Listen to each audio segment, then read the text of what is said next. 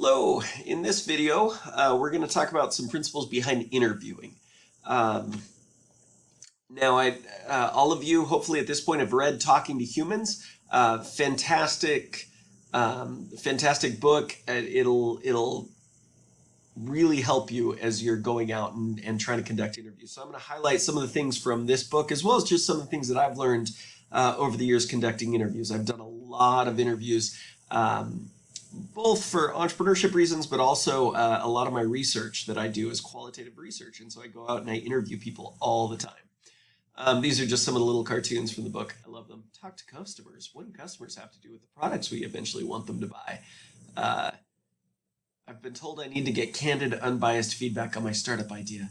We love this idea and we're proud of you, son. So just some funny reminders of important principles in interviewing. So let's first start by talking about, oh, there's me underneath the dog. When should I use an interview? When do interviews make sense? Interviews are great for developing entrepreneurial theories. They're open-ended, and so interviews allow you to be surprised, to learn new things that were unanticipated and unexpected. Quantitative methods like surveys, they're a lot better for testing theory. So once you've learned a bunch of stuff and you want to figure out how common it is, how frequently it occurs, if this is widespread or just a small group of people, that's when a survey is useful. So usually what you want to do is you want to start with interviews and learn all those unexpected things, and then shift or transition over to surveys over time after you feel like you've got a pretty good sense for the answers that are coming up over and over again. So let me give you a quick example. So dog owners. If I were interviewing dog owners and just trying to learn about dog ownership, I would definitely want to start with interviews, especially if I just wasn't familiar with it. Maybe I don't have a dog, and I'm ultimately wanting to build a product or service for dog owners, but I'm looking for problems, and so I'm talking to people about their dogs, and I realize, oh wow, I keep hearing that some people let dogs sleep in their bed, right? Just like this picture. You'll notice my dog, this one, I've got two. This one is the one who sneaks up into my bed.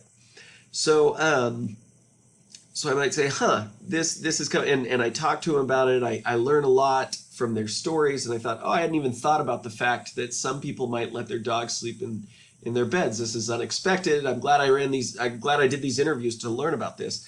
But then I might say, okay, but how widespread is this? I've developed a theory, dog owners who really love their dogs let their dogs sleep in their bed, or, whatever my theory is. But how widespread is this theory? Well, then I might transition at some point to surveys, and I might survey 500 dog owners to try to figure out sort of what percent let their dogs sleep in their bed. So we've got this theory development where we interview people, come up with new ideas, learn new things, and then theory testing, which is more on the survey side of things or quantitative methods.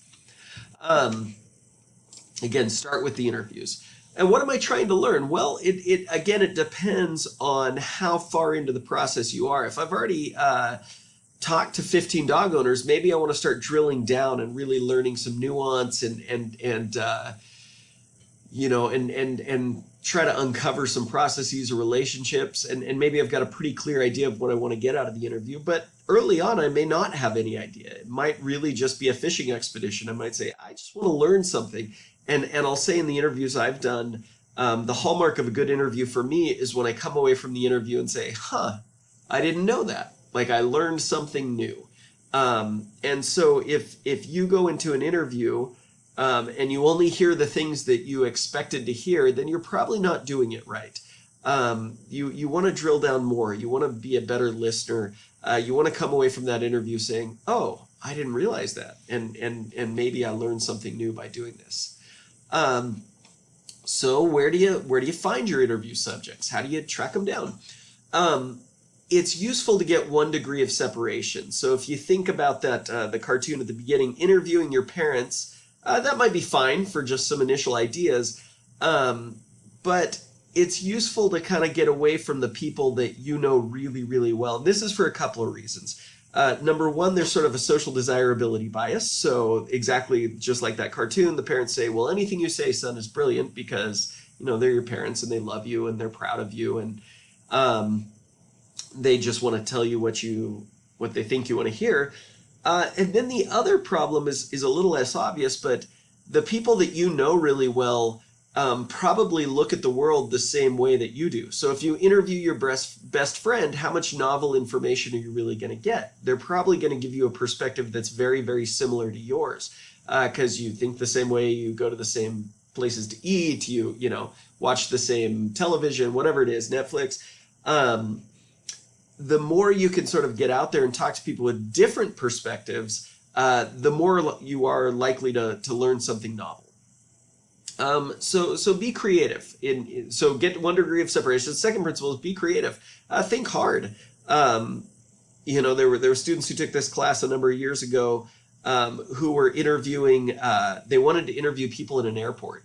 They wanted to interview travelers, and they thought, well, the best place to find travelers is an airport. But with security, you're not allowed to go into the airport. So what they did is they actually got online. They found the cheapest one-way ticket they could at the Dayton airport. It was like $70. They split it up among the 5 team members and bought one of them a ticket. And then they went into the airport and did a bunch of interviews with travelers in the airport, and then didn't get on the flight, obviously. So be creative. Think about who you're trying to get after and how you might access them.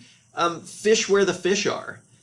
So I had a student a couple of years ago, another student who had an idea about a problem that was faced by high school football players. And the more he got thinking about it, and he learned in the initial interviews, it had to do with heat stroke. And he thought, well, the players themselves think they're invincible. Who might really care about this issue? Oh, probably the parents. And so he learned that from a couple of initial interviews, and then he thought, well, where can I find a whole bunch of parents of high school football players? Probably at a high school football game. So literally the first week of class, on the Friday following the first class day, he went to a high school football game, and he was able to interview like 30 parents, you know, in one evening about this issue, because he was smart enough to fish where the fish are. You know, where can I find parents? I can find them at the football game. Great, I'll go to the football game. And then get referrals. Let's say that you're interviewing, I don't know, doctors or a group that, you know, is maybe harder to find. They don't congregate like they would at a high school football game.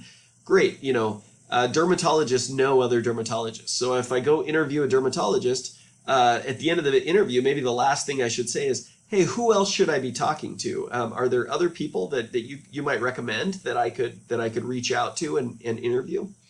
So those are some tips for finding interview subjects. So what do you say? How do you conduct the interview? Start out by introducing yourself. Being a student is a great excuse to talk to anyone. During the PhD program, I was doing a bunch of interviews down in Nicaragua with these dairy farmers out in the middle of nowhere, and I'd hop on the motorcycle and I'd drive out to this little village, and I loved it because I could just be like, soy un estudiante haciendo mi tesis. You know, I'm a student doing my thesis. And immediately people are like, oh, you're a student doing your thesis. We get that. Sure, we'll talk to you about whatever weird thing you want because you're a student, you know. So introduce yourself, say, hey, I'm a student. I'm required by my strange professor to go out and talk to people, right? And immediately people are like, oh, okay, you know, this makes sense. So use that excuse. Start with some warm-up questions that are easy to answer. You know, if you're talking to somebody for the very first time, you know, you've done the smart thing, you've gotten 1 degree of separation, and so it's somebody you don't know. Don't start with the hardest question. Start with some easy ones, and this will get them warmed up. It'll help them feel comfortable. Sometimes it takes some time to build some rapport. Probably the saddest example of this that ever happened to me, I was in Guatemala interviewing people about the effects of crime on their business. And I'd been talking to this woman who ran a little like a snack shop inside of a little private elementary school in a really, really bad part of Guatemala City. And she lived in the area. And so I was asking, you know, and she would, you know, she had to deal with suppliers and all kinds of things. So she was fairly safe in the school, but she had some risks just given the area she was operating in. So I was asking her, you know, has your business ever had issues with crime or with the gangs? And no. We had, you know, we had a lovely little conversation. We just sort of chatted. You know, I didn't feel like I was learning a ton, but we went ahead and just talked for a while, right? and she got pretty comfortable with me, and she was very sweet. And so after about 20-30 minutes, I was about to end the interview because I hadn't really learned anything about crime. It didn't seem like it was affecting her business in a large way. And right before I was about to close the interview, she said, I haven't really been affected, but 2 years ago the gangs killed my brother. And I thought, whoa. And then she told me this really sad story about how her brother had been selling tamales outside on the street in front of their family's restaurant. Her parents owned a restaurant just right in the same neighborhood. And they think what happened is he wasn't paying his extortion fees, and the gangs picked him up, threw him in a car, and they found his body a couple days later. So it was a really sad story, and one that she wasn't comfortable sharing until she felt more comfortable with me. It took some time to get to, and then it seemed very cathartic for her to be able to talk about. We ended up talking for a long time. And so depending on, I hope nobody's talking about things that sensitive in your interviews, but the more people feel comfortable, the more willing they are to share. So don't start off with the hard questions. Try to build a little bit of a relationship with whoever you're talking to. Be genuinely interested in what they're saying. Get them to tell stories. Stories are where the gold is. If you just ask people about, so I say here, if you get people to tell stories, they're less likely to lie. And what do I mean by that? If I just come up to you and say, how you doing? I mean, there's a 95% chance you're going to be like, I'm fine. And you could very well be lying, right? But instead, if I get you to tell a story and I say, we've warmed up, we've done some easy questions, say, well, tell me about your day today. Like, how's it gone? Tell me what you did this morning. And you say, oh, well, I woke up late because I missed my alarm and I was late to my first class. And, the more you start to narrate an actual story, the less likely you are to just say these things like fine, good, okay. You're a lot more likely to get real information. And there's better information in stories. There's insights you can't gain in other ways. Details in stories can be really rich and really powerful. And then again, ask about behaviors. This is along similar lines, right? Ask about behaviors rather than attitudes. Don't ask, do you like to exercise? Yes, exercising's great. Okay, how much did you really learn there? Instead say, can you talk to me about exercising? So let me ask about behaviors, right? So in the past week, how often have you gone out to exercise? Can you describe what you did? Where did you go? What kinds of exercise did you engage in? I'll learn a lot more good information by asking about behaviors as opposed to just how do you feel about exercising? How do you feel? Well, everybody feels great about exercising or terrible about exercising, however it might be, right? Another tip is shut up and listen. This is something I've struggled with over the years, but I've gotten better at is, I've found if you ask a question and they respond, let's say with a short answer, if you just say, huh, and then you're just quiet, odds are they'll keep going. When you're just, if you ask a question, tell me about your morning this morning. Well, I woke up late. If I jump in immediately and say, oh, that's terrible, I'm so sorry, blah, blah, tell me about, what problems you're facing. Like, odds are, I won't get a lot more information. But if instead I say, oh, you woke up late? Huh. And I'm just quiet, then odds are they're going to say, yeah, I woke up late, and then when I walked to class, I missed the bus. They start opening up. So just shut up and listen is the advice there. Drill down. Ask things like why, or how come, or what happened. Again, these sort of short little things that prompt them to give you more information. And then at the end of the interview, I always like to ask, hey, anything else I should have asked you? Like, what did we miss? What else? What else should I know about your life, your profession, whatever? So those are some things about how to conduct the interview. So let me give an example. Warm-up questions after an initial introduction. So, if you say, hi, I'm a student in Entrepreneurship 201, can I interview you as an assignment? Sure. What are some challenges you face? That's a hard question to answer right off the bat. Yeah, I know you're looking for problems ultimately, but that's a hard question to answer. It's vague, it's abstract. Instead, start with something a little easier. Say, hey, I understand you're a doctor. Can you just walk me through a typical day? Like narrate a typical day. This gets the conversation going. It allows you to look for interesting lines of inquiry. And you can slowly focus in on, oh, wow, tell me about a time that, that a surgery went wrong. Like what happened? How did it unfold? Like get stories again. And that's a lot easier for them to answer. And you get better information. Here's a bad example of getting good information. Do you enjoy hiking? Wouldn't it be great to have a service that provided guided hikes for families?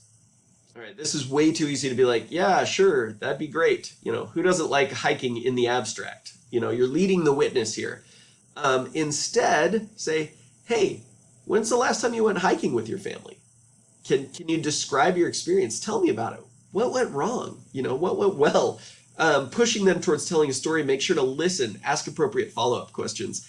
Don't lead the witness. Try to get good information when you're talking to them. So we're asking you guys to go practice. By the way, this is a picture of Terry Gross. She does fantastic interviews on Fresh Air on NPR. Interview your neighbor. Normally this would be done as an in-class activity, but you're going to go out, you're going to interview your neighbor, friends. Start by practicing on people that you're comfortable with. Talk to them about their college experience. Again, we're looking under the street lamp a little bit here in a reference to my earlier video. But this is sort of practice in getting comfortable with interviews. Introduce yourself, use warm-up questions, get stories, ask follow-up, listen. Anything else I should have asked you? Once you kind of get this down, once you feel more comfortable with it, then go out and talk to interesting people. I mean, I had an assignment during my MBA one time to go interview. And I thought, I'm not going to just interview anybody. I want to find somebody really fascinating. And I went out and found some homeless people in the park. And I started talking to them, and they said, oh, you got to go interview Bobby over there. And so I said, okay. And so I walked over to Bobby, and it turned out he was like a full-on hobo, like train riding hobo, like identified himself that way. And he'd spent the last, I don't know how many years riding trains back and forth across the U.S. It was the most fascinating interview because it was somebody who had a totally different perspective on life, had totally different experiences, faces completely different challenges. When he talked about the gangs that run the trains, I had no idea. He's like, it's getting harder and harder to be an independent hobo. He talked about, being on the High Line, riding the train up through Wyoming and stuff, and like getting off in the night to pee and running into a mountain lion. I mean, he just had all these crazy experiences, and I learned so much. And so really get outside of the street lamp, again, referencing the earlier video. Look for people who have a perspective different than your own. Look to learn interesting things. And ultimately this can be a basis for identifying real problems for real customers that can be a basis of your entrepreneurial theory.